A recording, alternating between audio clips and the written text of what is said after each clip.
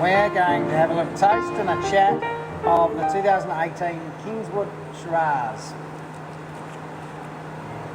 So Peter, this one is a pretty unique block on the estate.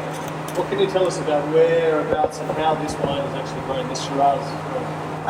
This is a really unique block on the property. It's 2.3 hectares and it's the only south-facing Shiraz on the estate.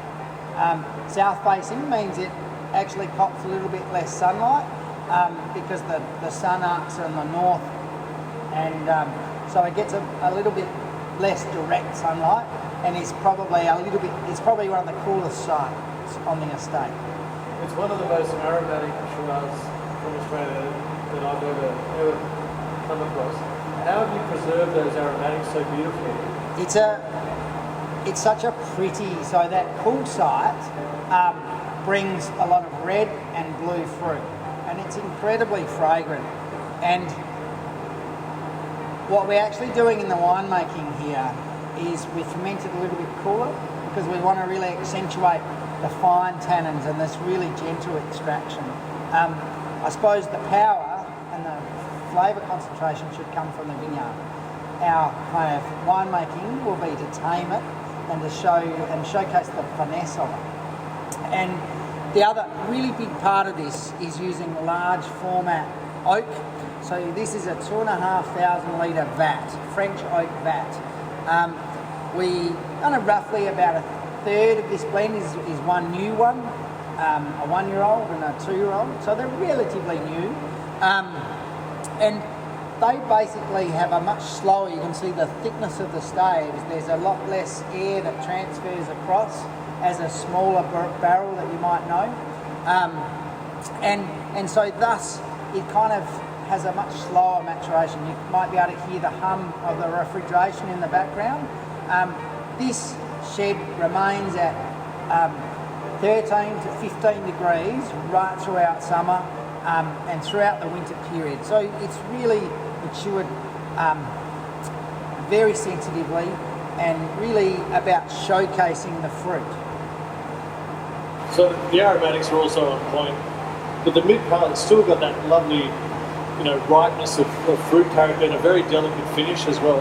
What would you recommend that we have with this? Look, I kind of think of these when I'm drinking wine at home.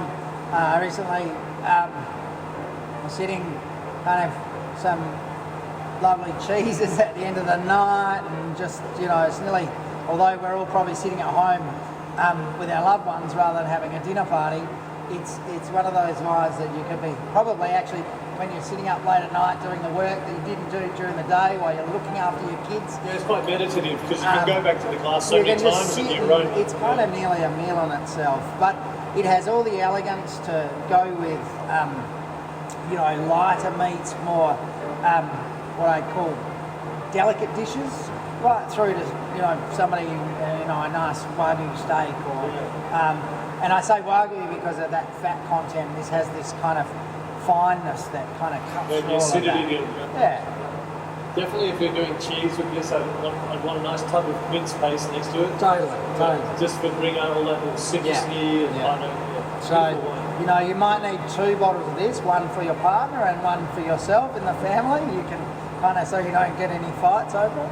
And finally, obviously, people love to keep a Shiraz for a while. What do you think the aging potential? The maturation, I think, if this is made in nearly a Rhone style, and to me, those wines really start hitting their peak at 10, 12 years of age. So this also is a great culprit for your cellar. We'll also be releasing some magnums of this. So, and the larger the format, just like the barrels, the magnums age slower and are great for birthday anniversaries, all those kind of things as 10 to 15 years old.